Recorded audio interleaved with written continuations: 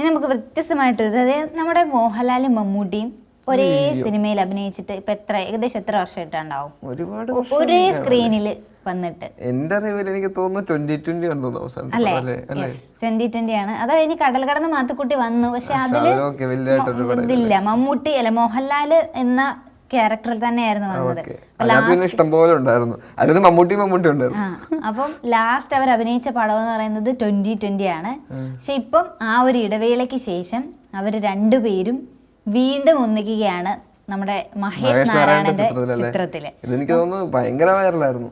കാരണം ഇതിനകത്ത് ഈ മമ്മൂട്ടി മോഹൻലാൽ എന്ന ഒരു ഇത് മാറ്റി വെച്ച് കഴിഞ്ഞാൽ അടുത്ത പ്രധാനപ്പെട്ടതെന്ന് പറഞ്ഞാൽ ഫഹദ് ഫാസിൽ, നസ്ലിൻ, അതെ കുഞ്ചാക്കോ ബോബൻ, ഫഹദ് ഫാസിൽ, നസ്ലിൻ, ടൊവിനോ, നയൻതാര, മഞ്ജു വാര്യർ, പിന്നെ നമ്മുടെ കന്നഡ സൂപ്പർ സ്റ്റാർ മറ്റേ അദ്ദേഹത്തിന്റെ സഹോദരൻ, പേര് ഞാൻ കറക്റ്റ് ഓർക്കുന്നില്ല ഇപ്പം, ഞാൻ ഇങ്ങനെ തെറ്റ് പറഞ്ഞത് മോശത്തില്, അദ്ദേഹത്തിന്റെ പേര്, പിന്നെ വിവേക് ഒബ്രോയ്, സമന്ത പ്രഭു, ഇവരെല്ലാവരും ഇവരുടെ ഒരു ചെറിയ ഡാൻസി മാത്രം ഉള്ളതെന്നൊക്കെയാണ് കേൾക്കുന്നത്.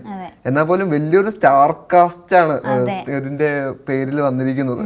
ആൾക്കാരെ അല്ല, ഈ ഒരു പടം പുറത്തിറങ്ങപ്പോഴും എടുത്തു പറയേണ്ട കാര്യം മഹേഷ് നാരായണൻ എന്ന് പറയുന്ന ഒരു ഡയറക്ടർ, അദ്ദേഹം ഈ ഒരു ആക്ടേഴ്സിനെല്ലാം യൂസ് ചെയ്യുന്നത് എങ്ങനെയാണെന്ന് നമ്മൾ ഞെട്ടി. കാരണം മാലിക് എന്ന് പറയുന്ന സിനിമയിലെ ആദ്യത്തെ ഒരു ഷോട്ട് മാത്രം, ആദ്യത്തെ 12 മിനിറ്റിന്റെ ഷോട്ട് മതി മഹേഷ് നാരായണൻ എന്ന് പറയുന്ന ഡയറക്ടറിന്റെ ഒരു കഴിവ് മനസ്സിലാക്കാൻ. അതിന്റെ പ്രത്യേകത എന്ന് പറഞ്ഞു കഴിഞ്ഞാൽ സിംഗിൾ ഷോട്ടാ 12 മിനിറ്റ്, അതായത് ക്യാമറ കട്ട് ചെയ്തിട്ടില്ല. കംപ്ലീറ്റ്ലി ഒരു ആദ്യ ടേക്ക് ഷോട്ട് എടുത്തു കഴിഞ്ഞാൽ ആ ഒരു ആ സിനിമ കാണുന്ന 12 മിനിറ്റോളം ആ സിനിമയെ കട്ട് ചെയ്യാതെ ഒരേ ക്യാമറാമാൻ ആർട്ടിസ്റ്റും, അത് വലിയൊരു അതെടുക്കുക എന്ന് പറഞ്ഞാൽ അതിനെ ചെറിയ കാര്യമല്ല. കാരണം 1, 2, 3 ആക്ടേഴ്സിനെ വെച്ചെടുക്കുകയാണെങ്കിൽ നമുക്ക് അത്ര പ്രയാസമില്ല. പക്ഷെ അതൊരു വലിയൊരു വീട്ടില് വലിയൊരു ആഘോഷം നടക്കുന്ന രീതിയിലുള്ളൊരു സീനാണ് അവർ എടുത്തത്. അതായത് 100ഓളം ആക്ടേഴ്സ് ആ വീട്ടിലുണ്ടായിരുന്നെങ്കിൽ ആ 100 പേരുടെയും ടൈമിങ്ങും കാര്യങ്ങളും എല്ലാം ഭയങ്കര ഇമ്പോർട്ടന്റ് ആണ്. അതെ, അത്ര സ്കില്ലായിട്ടുള്ള ഒരു ഡയറക്ടറാണ് മഹേഷ് നാരായണൻ എന്ന് പറയുന്ന വ്യക്തി. അദ്ദേഹത്തിന്റെ എഡിറ്റിംഗ് സ്കില്ലാണെങ്കിൽ നമ്മളൊക്കെ കണ്ടിട്ടുണ്ട് ഒരുപാട്. നിന്റെ മൊയ്തീനകത്ത് എഡിറ്റർ ആയിരുന്നു അദ്ദേഹം.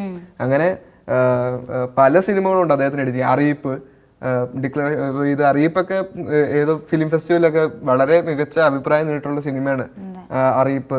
അങ്ങനെ വ്യത്യസ്തമായിട്ടുള്ള പല സിനിമകൾ, വ്യത്യസ്തത നിറഞ്ഞ സിനിമ എടുക്കുന്ന ഒരു കഴിവുറ്റ ഡയറക്ടറാണ് ഈ മഹേഷ് നാരായണൻ. എന്തായാലും ശ്രീലങ്കയിലാണ് ഷൂട്ടിങ്. 150 ദിവസം കൊണ്ട് പൂർത്തീകരിക്കാനാണ് പ്ലാൻ ചെയ്തിരിക്കുന്നത്.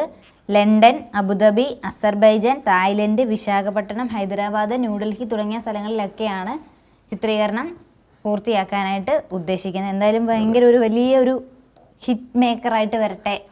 പിന്നെ ഈ താരങ്ങളുടെ ഒരു വാല്യൂ തന്നെ ആലോചിച്ച് നോക്കി. മമ്മൂട്ടി, മോഹൻലാൽ, ടൊവിനോ, ഫഹദ് ഫാസിൽ, കുഞ്ചാക്കോ ബോബൻ, നയൻതാര, മഞ്ജു വാര്യർ, സമന്ത പിന്നെ പാട്ടിന് മാത്രമാണെന്നാണ് ഞാൻ അറിഞ്ഞത്. ഇതൊന്നും കൺഫേം അല്ല. പക്ഷെ മമ്മൂട്ടി, മോഹൻലാൽ, കുഞ്ചാക്കോ ബോബൻ കൺഫേം ആണ്. അതിന്റെ വലിയൊരു സൂചന കുഞ്ചാക്കോ ബോബൻ സാമൂഹ്യ മാധ്യമങ്ങളോട് അറിയിച്ചിട്ടുണ്ടായിരുന്നു. ഒരുമിച്ചുള്ള ഒരു ഫോട്ടോ ഇട്ടുകൊണ്ട് നമ്മളെ ഒന്ന് ഞെട്ടിപ്പിച്ചായിരുന്നു. ആ ഒരു ഫോട്ടോ തന്നെ അത്രയും പേര് ഏറ്റെടുക്കുകയും ചെയ്തു.